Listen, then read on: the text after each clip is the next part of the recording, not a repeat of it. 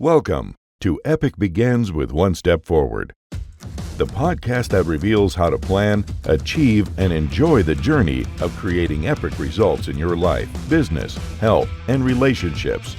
Here's your host, best-selling author and motivational speaker, Zander Sprague.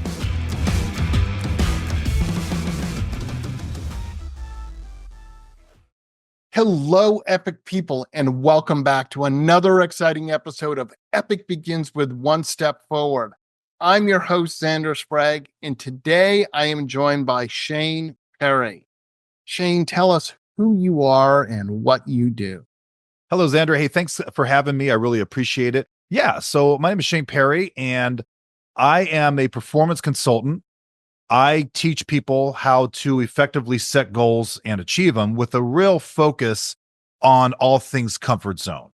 And I got into this because I've been in a business. I have a business for about 36 years now, and I've been kind of retired from that business. It runs itself. I just kind of tend it now for about 10 years.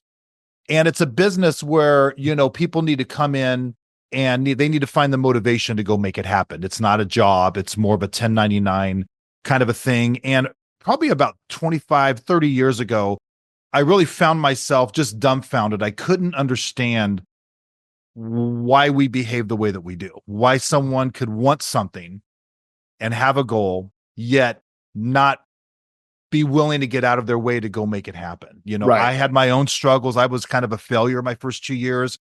I didn't have any experience, but I did plow through it and find a way to get it done.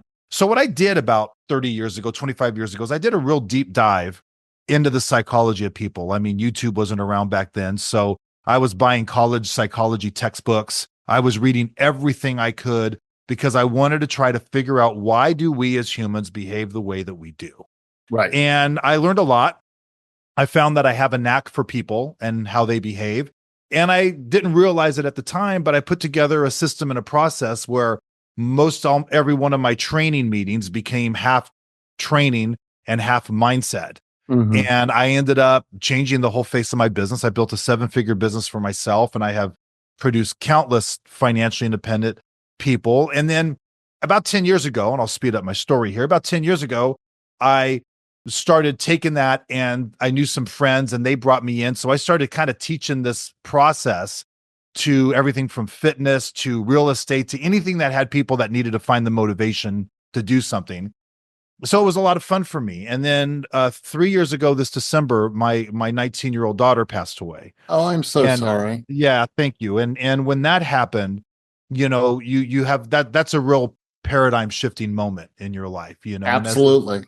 And as the dust settled, I really realized that I always know that I love helping people. I have a passion for this. It does make a dramatic impact, and I want to do more than just play around with it. So I founded a Disruption Factor, and I do a lot of speaking. My first online course is out there, a lot of coaching with businesses and individuals, and that's where we are.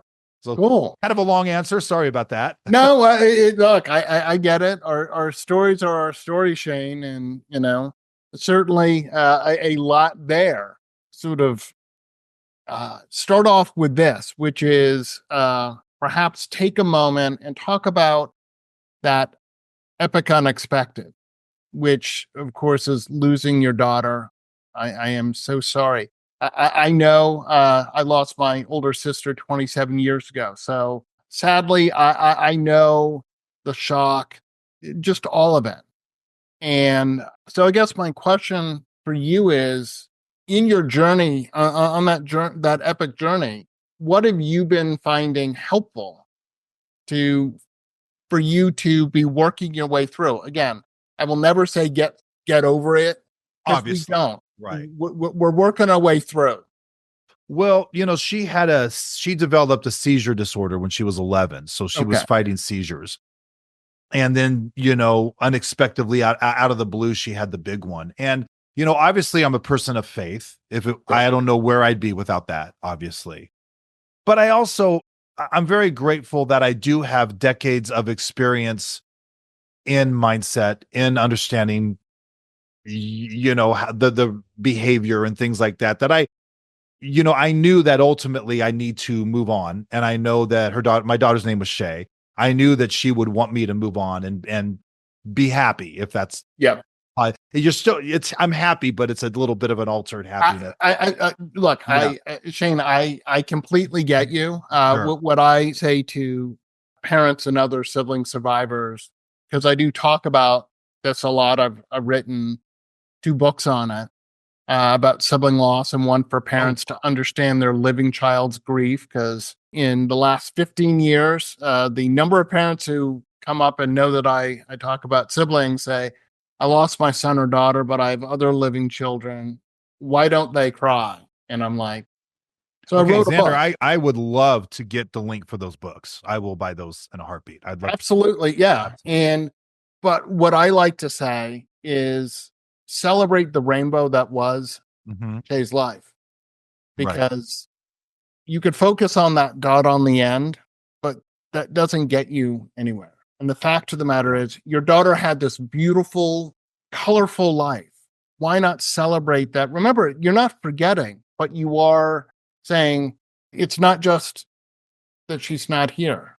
Yeah. You're right. And we did my ex-wife, we're very close. She became a real expert in all things child seizure related. Got And it. so we did start a foundation, the Shaylin Foundation, and that's a big outreach. We help a lot of parents that have children with seizures, and that's really has helped us cope a lot because we're able to make a profound difference for people that have children Right. with any type of a seizure disorder. So yeah, so that's really helped as well. That's good. Now, I will, without getting too far off the rails here, I do want to just say, for you and anyone else who may have lost a child or a sibling or a grandchild, if you don't know about it, the Compassionate Friends, of which I sit on the board, so full disclosure, is an awesome organization that is for families that have lost a child. I'm the sibling representative, so if you have any other children, I can tell you, as a sibling survivor, it's kind of a lonely experience. Everyone asks how the I parents appreciate are, that. but no one asks how we are. So Yes, I have um, 3 other children. I just wanted to let you know, and let anyone else out there know, that if you have experienced this loss, there is an awesome organization that's here to help you. There are local parent meetings all across the United States. That's amazing. There's some some in-person sibling meetings, but we have multiple weekly Zoom meetings for siblings. It is awesome. We have a conference coming up in Bellevue, Washington in July. And Shane, I would love to see you there, because I think it'd be helpful for your whole family. That's great. I'm very interested. I Good. appreciate I'll talk to you more about it, Sure. like when we're not recording, but I did want to put it out there, because sadly not as many people who need us know about us. So I do want to put that out there. Sure. Okay. Now, clearly, in the work that you do with helping people perform, that's obviously of great interest to me. It's part of what it is what I do with my Epic Begins, right? Epic does begin with one step forward. And I do believe that the things that we want to achieve, we talk about it and we don't do anything. And oftentimes it's because we anticipate that it's going to be so hard. But I'm sure your experience is, if you just start doing it, you find out that step by step, it's not as difficult as you thought. Yes, there's certainly work, but you just need to start doing the work. And then you go, oh, okay, I need to just do this today. Look at that. I move myself forward towards my goal. Yes. It really starts, I kind of walk people through a process. There's 5 areas of our life. There's relational, spiritual, financial, recreational, and fitness, or physical, or fitness.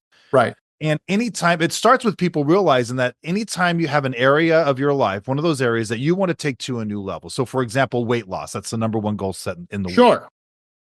A lot of people don't realize that's a goal. Whether you realize it or not, it is a goal. So recognize that it is a goal. Learn how to set a goal. You have to learn how to set and cultivate goals.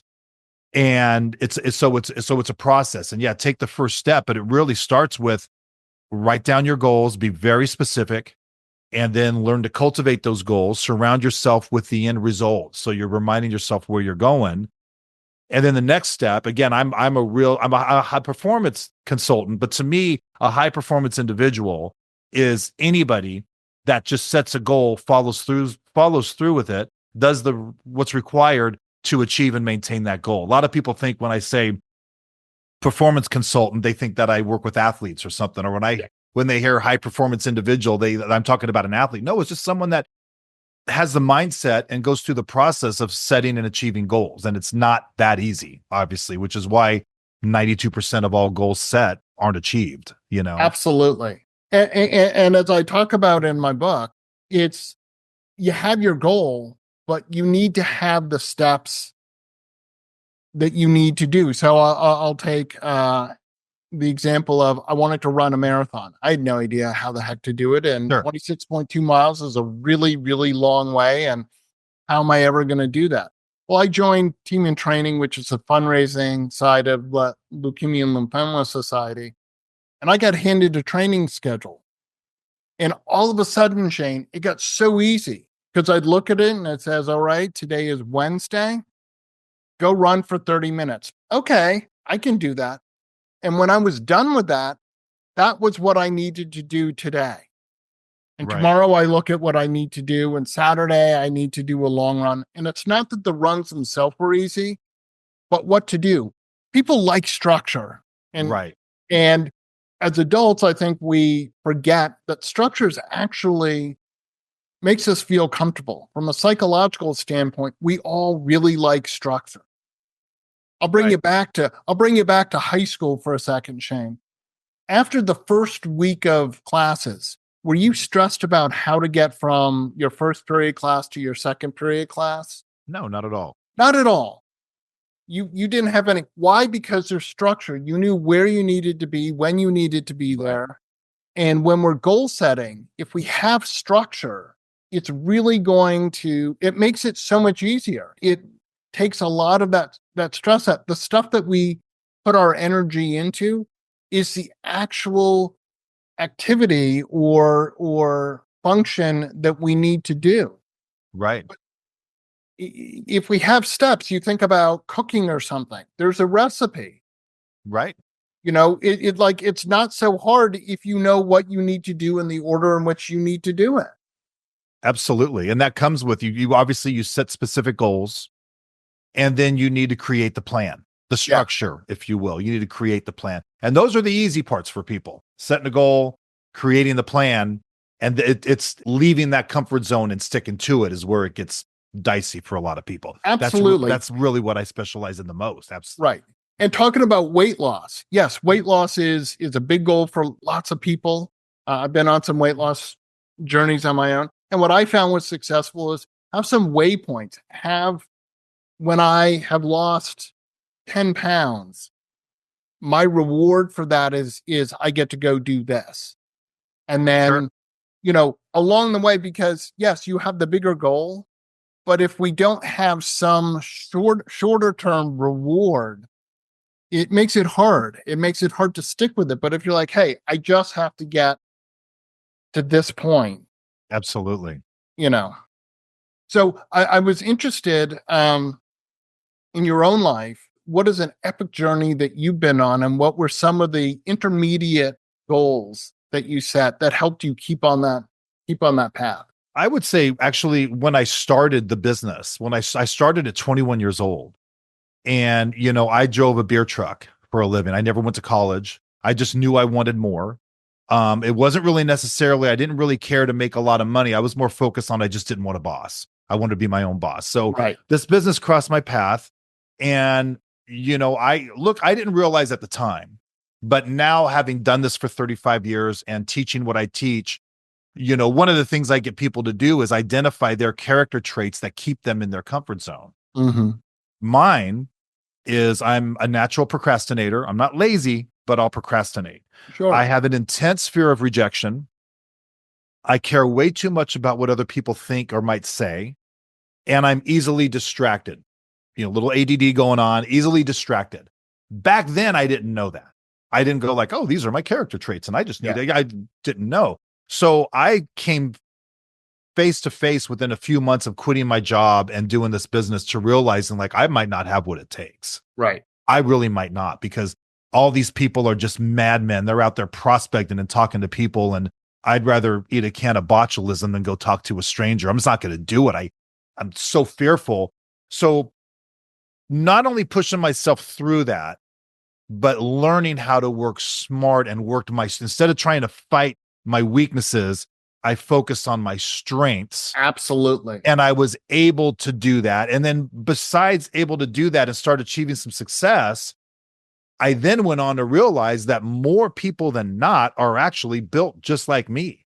They're not the machines. They do care about what people think. They are a little procrastinated.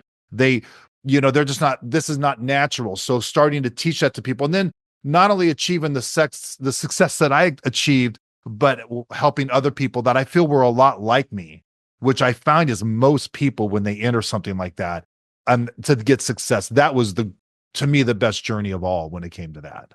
Absolutely. Right. And look, it's, as a mental health professional, I can tell you my experience is totally natural. As human beings, we tend to want to avoid the things that are challenging, difficult, painful, whatever. And when I was doing my internship, I was doing school-based mental health counseling. I was middle school and high school. And a lot of my clients had academic issues, right? So I came up with a thing to help them do their homework where it was just creating structure for their homework. And I said, start off with the subject that you like least, and work your way towards the thing that you like most. That's easiest. Why? Well, there's two reasons. One, you have the most energy when you start off. Two, you get the unpleasant part, the painful part out of the way, and now you're working towards pleasant. So in your business, if there's something like cold calling, something I'm not really wild about, I do that first thing in the morning because that's the thing that I'm not as excited about. I work my way towards the things that are easier, are more in my strength zone. Right. And you're right. I totally agree that we should try and work as much in our strengths as possible. And in your own business, in your own life, if you can have someone else whose strength is whatever, if you can employ them to do that for you, it's so much better. I like to say, I could change the oil on my car myself, but I'd rather go to Jiffy Lube and have them do it because they know what they're doing. It happens a lot faster. And it's just, it's just an example of. Absolutely. And you mentioned earlier, you mentioned earlier about just getting started. Well, getting out of your own way to go achieve something that you desire to achieve. It's obviously it's not going to be easy for anybody, but what people don't realize is that when you do start doing that, getting out of your own way and doing the activity that you should be doing, maybe you don't like it, maybe it's uncomfortable, but you're doing it. The feeling you have, the feeling of accomplishment, and it actually doesn't even matter the results you're getting, the fact that you're doing it, it's so fulfilling. It's success in itself. It really is. So for so many people that hold back because they're afraid to do, or they don't want to do, or it's not natural for them to do what they know they need to do to achieve. Once you do it, the feeling you have is amazing. And that right there is going to keep you going in a lot of ways. It really absolutely.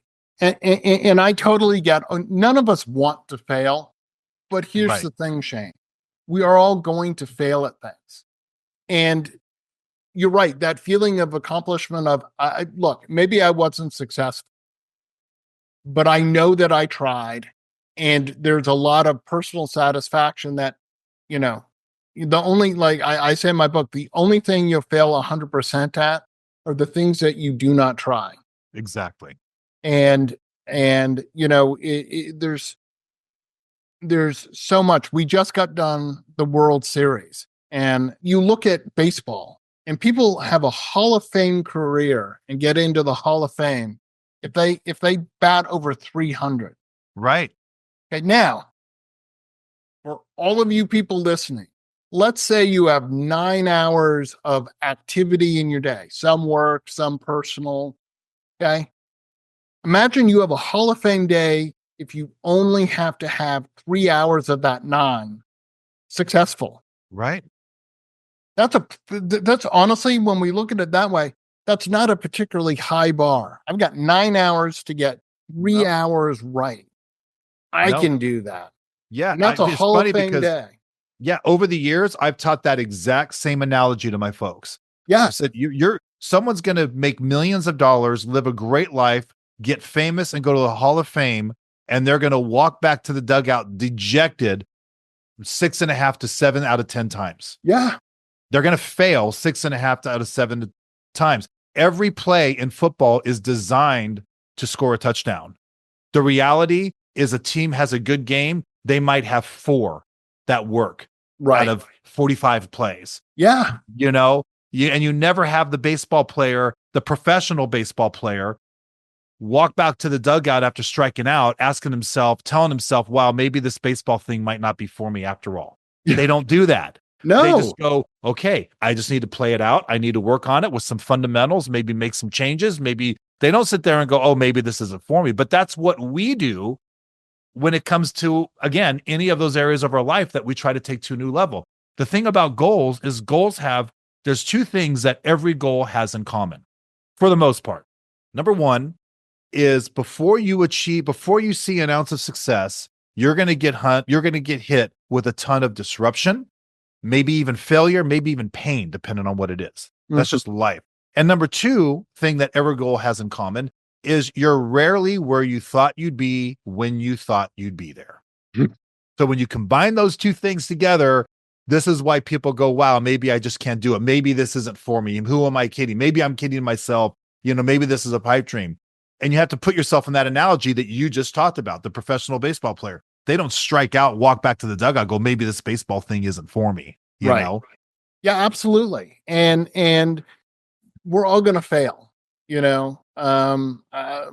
Years ago, I was teaching at-risk youth, and I wanted to sort of help change their mindset about trying and failing and stuff. And I pulled it from Robert Fulghum's All I Ever Needed to Know I Learned in Kindergarten book, where he puts this list and dates of literally this laundry list of failure. And you read it and, ran for House of Representatives, lost. Wife died in childbirth, had a business, went bankrupt, ran for representative, won, ran for Senate, lost, whatever. We get to the end of it, 1860, elected president of the United States. Right. It's Abraham Lincoln. Yep. Who, and not to get too political here, but lots of people think that he was a pretty good president. Right. So you look at that and go, any one of those things would totally be justifiable to go, that's it. Absolutely. And yet he didn't. And all of us we've all failed at things multiple times. And this whole thing of, if I can't be successful, I don't want to do it. Well, guess what? You're never going to do anything because there's no guarantee of success. Right. The only guarantee is if you don't try, you won't achieve. Absolutely. Absolutely. And stuff. You said that you've listened to my podcast, which is great. And I love this question. I love the idea of not yet, because I think we get on these journeys and we go, have you finished your book, Shane? Not yet. Right? Doesn't mean you're not going to. It just means it takes time. Sure. When I was training to run my marathons, have you run your marathon? Not yet. Because it didn't have it, the date for it hasn't happened. I'm still training. Sure. And yet, when we're starting a business, we're trying something, have you done it? We say no. And we'll go back to school. If someone's a freshman in college, you don't ask them if they got their degree yet, because you understand that they've got 4 years. Process. Sure. It's a process. So what are some of your not yets? For me personally? You personally, Shane. Oh, goodness. That's a great question, because I've developed myself into a doer. When I want to do something, I focus and I do it, Sure. I have not yet written my second book. And that's the book that I have my online course. It's called From Comfort Zone to Success, which walks people through the whole process of setting, achieving goals, comfort zone, all that. Now I'm writing a book to support that. So I haven't done that yet, but that's in the works. That'll be done by June of next year. Sure. And I'm not yet where I want to be with my physical routine, with my body, but I'm not where I used to be. And that was a journey that I just started 3.5 years ago as well. Just decided I've always been athletic. And then, you turn 50 and things change a little bit. And Yeah, I so feel you on that one. I just woke up one day and said, enough is enough. I'm going to get on a mission to get in the best shape of my life since probably my mid-20s. And it's funny because I started that process, all of a sudden, everything I've been teaching people for decades, I had to now practice myself, which also helped launch this business, realizing like, okay, I know it's good, but now I'm living it, right? So Yeah. I'm not yet where I want to be with there, but I'm happy with where I'm going, if that makes sense. Yeah, and those are great. I think not yet should be your co-pilot, your passenger. Sure. Because I think it's so important for me. Not yet has so much optimism, because if we go, oh, Shane, have you finished your second book? No. It's such a hard stop. But the fact of the matter is, writing a book is a process. And we can say, I think my book will come out in June, but you get into the editing process and you find that even though you set aside, let's say, a month for it, it takes 6 weeks. And it's not that it's bad, it just does. You're on your exercise journey. You have some goals. You might get hurt along the way. Being over 50, sometimes right. Stupid things. It's not that you have some spectacular story of how you pulled that muscle or whatever. It's usually something super stupid, not in the gym, but I was getting out of a chair and I wrenched my back, or I whatever. But it doesn't mean you're not going to get there. It just means, look, you might have a month where you're like, I can't go as hard because I got to recover. So I like that concept of not yet so much, because I think it helps people on their journey. Yeah, there are epic journeys we're on that take time. It tells people I'm working on it, but I haven't gotten there. Yeah, for sure. People need to develop. They need to understand it's a process. They need to develop the patience. They need to understand that it's not going to happen overnight. Right. Yeah. Now, another thing that I know I've experienced, I'm sure you have in working, your own life, but working with people, is we set some big, audacious goal and then we achieve it. And it's awesome for about 10 minutes. You're all excited. But then you're like, now what? Sure. I crossed the finish line on my first marathon and I dreamed about this. I was ecstatic. But honestly, about 10 minutes later, I'm like, okay, well, that's great. I've achieved this. But now what? Like, I'm in this really great shape. Now what do I do? Sure.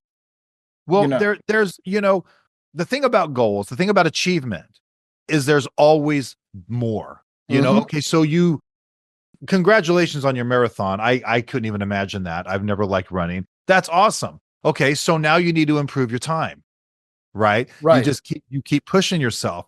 And the thing about almost any goal you have is like again, the number one goal set in the world is weight loss. Okay. So someone lost the weight. That's amazing. Now they do know that you need to maintain that activity, or, it could reverse itself. Now you've lost the weight. Okay. You've lost the weight.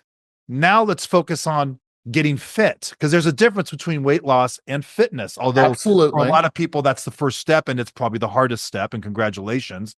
But if you're disciplined enough and you created the activity and you got out of your comfort zone and you've done enough to achieve your weight loss goal, dude, I'm telling you, there's nothing you can't accomplish. So now turn it in as far as the health genre. Now pursue fitness, maybe more weightlifting, maybe some cross training, maybe a trainer to try now this tone up kind of a thing. And for some people, their goal might be something that once you achieve the goal, that's it. I want to work an extra job until I have enough money to buy a motorcycle, and you bought your motorcycle, right? Okay.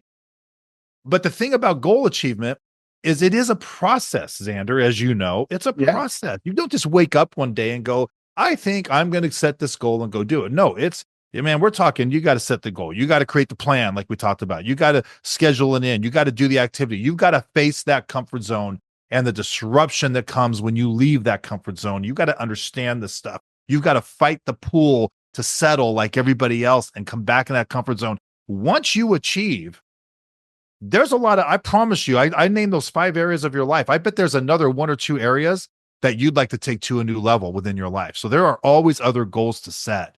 So I would encourage people, and again, once you become a high performance individual where you are achieving your goal, you're going to change a little bit. You're going to realize you're going to surprise yourself in a lot of areas. Absolutely. You're also going to get hooked on the rush of pursuing something and achieving it. You're not just going to stop. You're going to find another goal. I want to do this. It might be a hobby. I've always wanted to play guitar. Boom, that's a goal, So I would say keep going. If you're a marathon guy, keep improving your time. Right. And we're playing the guitar. I want to learn how to play the guitar because I want to learn how to play this song. And once you achieve that, you're like, all right, what's another song I want to learn? Right. Like, oh, I've got the acoustic. Now let me learn how to play an electric guitar. Yeah. Or whatever. And it's absolutely and then now what is not, I think it's a really great question because it acknowledges that you have a sense of achievement, but you still want more. You're not like, okay, I'm done. And you're right. You gave the example of I want to buy a motorcycle, but there's still a goal there. Well, now I need to learn how to ride the motorcycle. Where am I going to ride my motorcycle? Right. What do I want to take a tour, right? And that consistent goal setting becomes a habit. Oh, I know how to do this. Even though I don't know how to do this new goal, I have experience that lets me know how to do this. Right. So awesome. I think all of that's excellent. I love the work that you're doing, Shane. It's great. Thank you. How can people get a hold of you? I'd say the easiest thing to do is go to my website. It's disruption-factor.com. There's that dash between the words. Okay. Disruption-factor.com. You can see all my social media handles. My book is on there. My own podcast that I have is like 15 minutes a week, just mindset stuff. It's social media at Real Shane Perry on Instagram. Just go to my website, get a hold of me, reach out. I have all kinds of exercises, free exercises for people on how to set goals, how to get out of their own way. And I'd love to talk to you. Absolutely. Well, Shane, I want to thank you so much for joining us. Really an epic conversation. I want to remind everyone else that if you're ready to start your epic journey, go to epicbegins.com. And I also want to let people know that I am developing a TV show of the same name coming up. And if you're interested in being a guest, reach out at epicbegins.com because I'd love to have you on so we can talk about your epic journey. And as always, remember, epic choices lead to the epic life that you want. Get your gift copy of the award-winning book, Epic Begins with One Step Forward, at epicbegins.com. That's a wrap on this episode of Epic Begins with One Step Forward with your host, Zander Sprague, best-selling author, internationally acclaimed public speaker, and licensed professional clinical counselor. To make your next conference or event epic, send an email to Zander at zander@epicbegins.com. Be sure to subscribe so you don't miss the next episode. Remember, epic choices, epic life.